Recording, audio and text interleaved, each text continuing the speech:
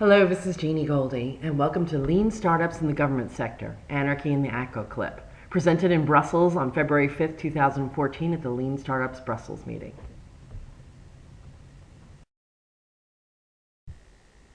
Your first assignment, and this is pretty important because if you're going to work with the government, you need to know how it works. So this is the 712 ACO clip on the left. It's 2 3/4 inches long, and it holds 1 inch of paper. On the right, the 70324 ACO model, also 2 3/4 inches long. It holds 3 inches of paper. Make sure you have this memorized. A little bit about me. I'm a startup and turnaround expert. I'm the person a company brings in when they want to open up a new project and have it win lots of awards, or when they want to fix something that's not really working. I also have a background in helping companies reach new markets that they haven't been very effective in penetrating. I have a background in tech startups. I've worked in the nonprofit NGO world, in the financial sector for many, many years, and as an accountant. I also have built several high-profile, somewhat controversial public sector projects, so I'm very familiar with working in the public sector. You can reach me at my Twitter handle at Jeanne Goldie or at www.52weekturnaround.com. So to give you a little bit of background, we're going to talk about a team today that worked in the government sector. And they worked there before lean startups were really existing as a concept. But a lot of what they did actually matches how you would approach a lean startup in the government sector today.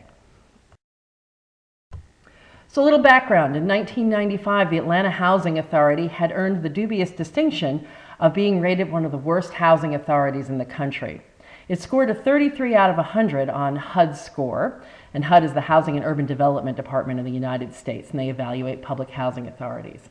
As the 5th largest housing authority in the country, this is a pretty serious issue. So a new team was brought in to help turn around the housing authority. There were several teams that worked on different projects, and one of the teams we're going to talk about today covered these two particular projects. On the left, the Atlanta Center for Homeownership. This was like having a well-funded startup, a well-funded venture capital startup. It was the start of the public-private partnership era, and this was part of the overall empowerment zone movement. So the Homeownership Center was designed to help very low-income families become homeowners, preferably in the empowerment zone, and to help empowerment zone residents, which was a very poor area stretching from the east and south side of Atlanta, sort of across and around the bottom half of the city, teaching those residents how to become homeowners. There was a very low average income in the area, and very few of the residents were actually homeowners. If you had to match the Atlanta Center for Homeownership to an average startup, it would be like having a very well-funded venture capital startup. Their budget was $4.2 million for 4 years, and this was almost 20 years ago, and about half that money was spent building out a very large and very beautiful set of offices. The second project was going to allow the Housing Authority to gain money independently from HUD, aside from its other projects.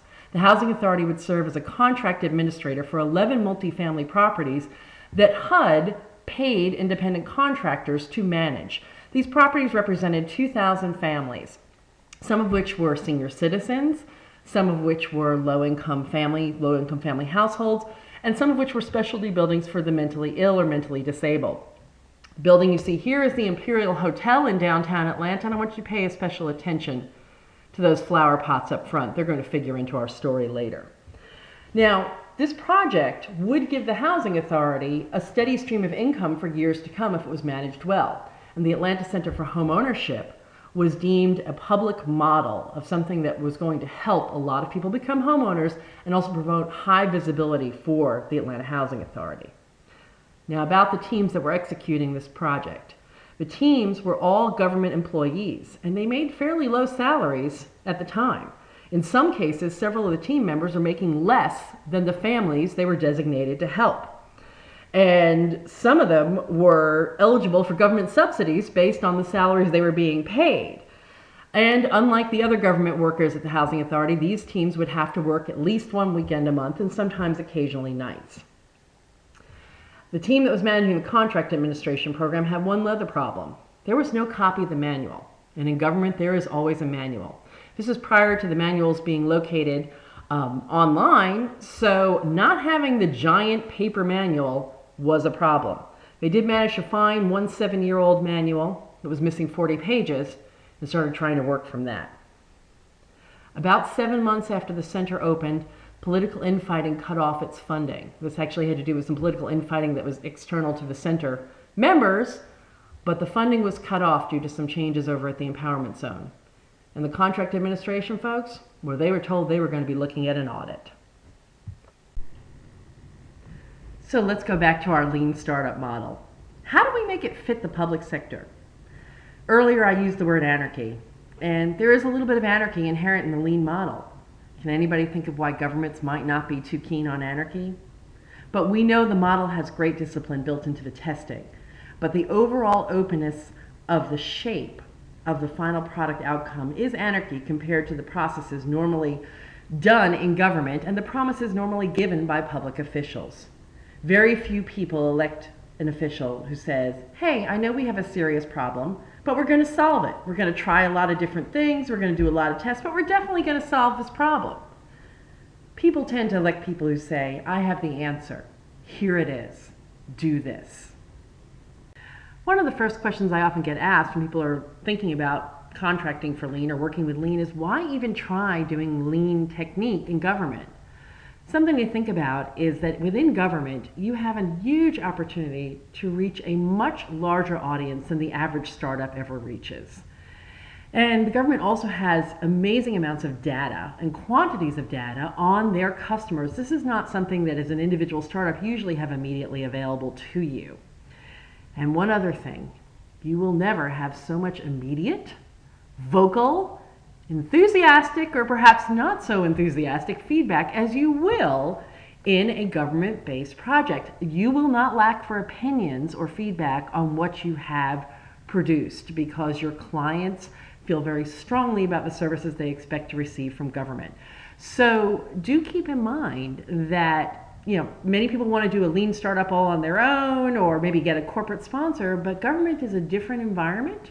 But it is also usually a much broader customer base. Even a small municipality might expose your project to 20 or 30,000 customers. The average startup, unless it goes incredibly viral, incredibly fast, normally doesn't get that kind of exposure.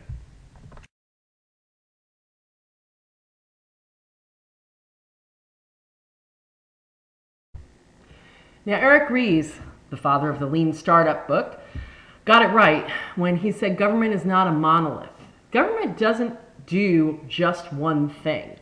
Government has a million roles in our lives, everything from sustainable administrative tasks, which is things like keeping the roads going and making sure people get their checks on time if they're getting some sort of government subsidy, and making sure that they keep the borders safe, to entirely different sort of activities like operating a war and raising an army and fixing a crisis. So there's a lot of things that are different. There's not one single thing that applies to every area of government. But there are lots of areas where there's a need to innovate or renovate. And this is where lean startups can truly come in. But you always have to factor in what the government is and how it is perceived. So you have to think, how are you going to make a cautious environment run lean? And what special considerations do you have to make as you execute the model when you're dealing in the public sector? So what makes working with the government different? Think about who exactly is your customer. The government has its hands in everything from prisons to hospitals, and they serve everybody in some way, shape, or form.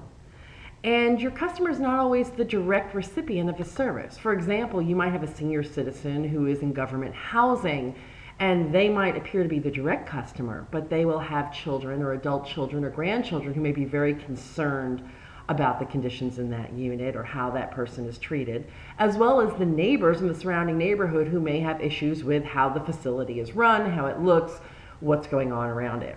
So your customer base is very broad, and that can be challenging because everybody is going to have an opinion on your service.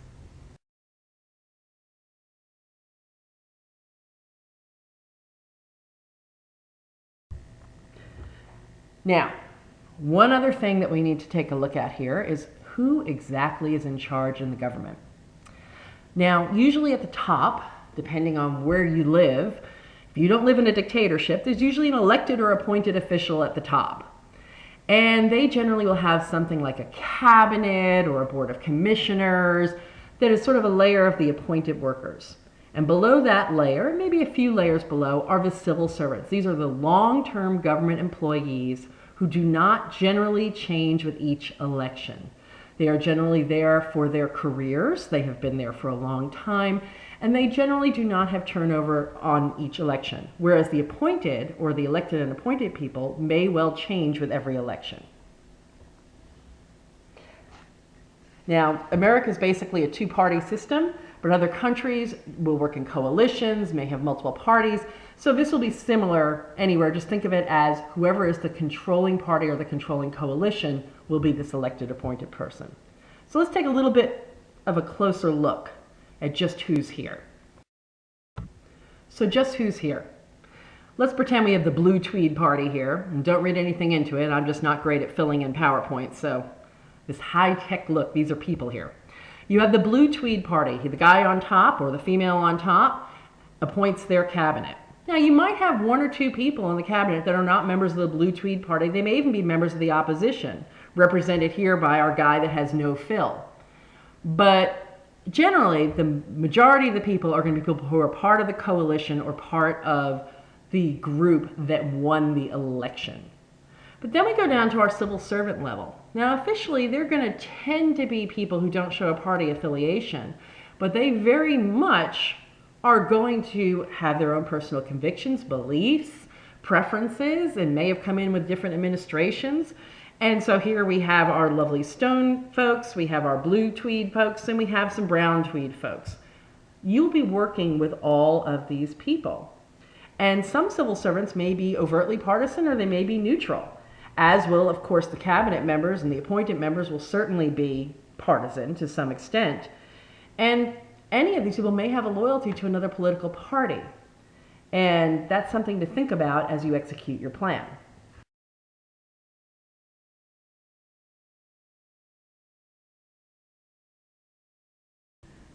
One of the most important things that all of those people we just talked about are aware of, and that you'll need to be very mindful of when working in the government sector, is that behind every decision is always who will be in charge next year. Some other things that make working with the government different. Let's think about the minimum viable product that we use in lean startups.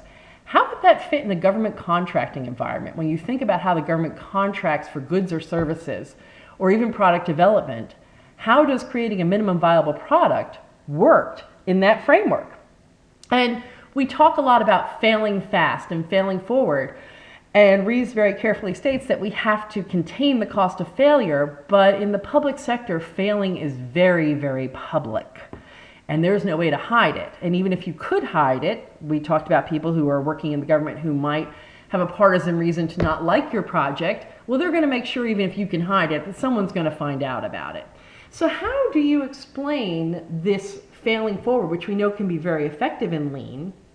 How are you going to do it on a very public stage? The other thing you need to remember in government is that they are always aware of who is watching them. I call it the 5 Ps: politicians, the public, the pundits, the press, and posterity. Every politician is aware of posterity and where they fall in it.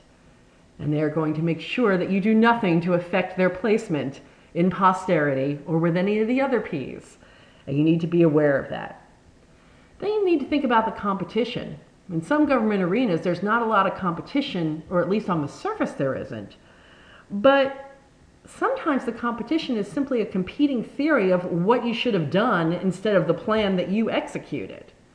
Remember we talked about that politician who said, I have an answer?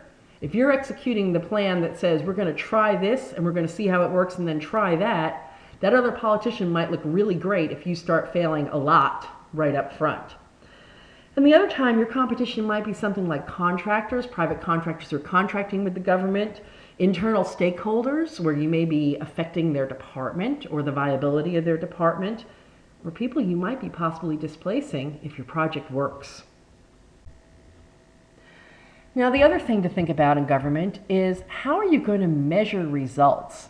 Governments tend to like vanity metrics. Vanity metrics are kind of a hallmark of what they do because it allows you usually to measure an awful lot of people and show that you're serving a lot of them. For example, remember our homeownership center we talked about up front? The homeownership center was originally charged with measuring how many people walked through the front door and how many people called the center. Not how many people actually became homeowners or how many people made an active choice to say, you know what, this is not the right time for me to become a homeowner. They just had to measure how many people crossed the threshold of the door. That's a vanity metric. That's not necessarily an effectiveness metric. That's an awful lot like measuring website hits and not measuring conversions. So what you want to do is make sure that what you're measuring is going to matter. But because you're working in a government setting, you may have to measure a few things that don't matter.